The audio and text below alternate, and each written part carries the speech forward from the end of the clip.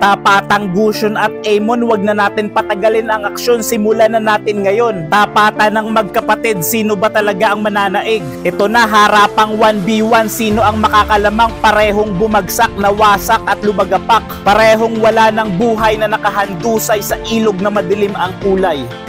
Nakahanap ako ng isang mahusay na katapat at isa siyang alamat. Napakabilis ng kanyang mga kamay, parang 8 ang kanyang galamay. Talagang napakahusay, ngunit isa lang sa atin ang magtatagumpay. At yun ay kung sino ang pinakamahusay.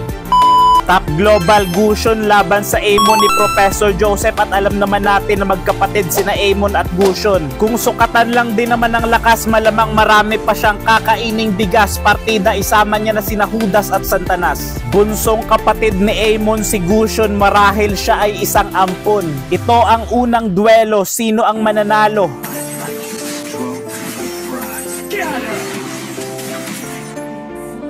Parehong bumagsak at lumagapak dahil nakalimutang uminom ng Bear Brand swak mula sa katas ng uwak.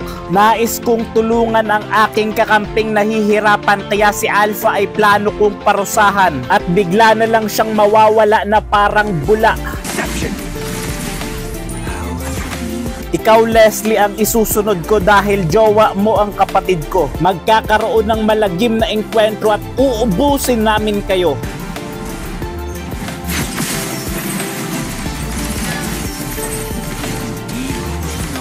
Pag-atake mula sa likod ang aking plano, ngunit ito ay naging palyado, kaya buhay ko ang magiging kapalit nito.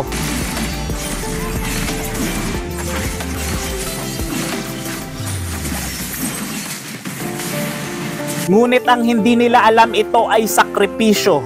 Naghahanap at naghihintay ako ng tamang pagkakataon, ngunit hindi umaayon sa akin ang panahon. Napakahusay mo, Gusion, nakuha mo ang aking atensyon at kinakailangan ko na gumawa ng matinding aksyon. Lahat ng makikita ko ay mabubura sa mundo. Ako ay naghihintay sa tamang oras ng pagsalakay. Accept your defeat.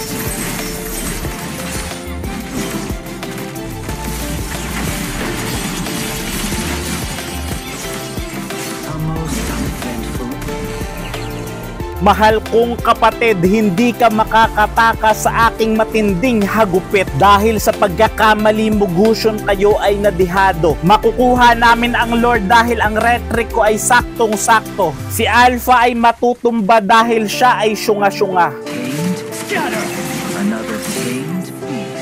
Tatlo ang bagsak sa kanila at nagbigay na ako ng hudyat upang tapusin ang paghihirap ng kalaban. Pipilitin namin itong wakasan kahit gumamit pa kami ng karahasan. At dito na natatapos ang laban.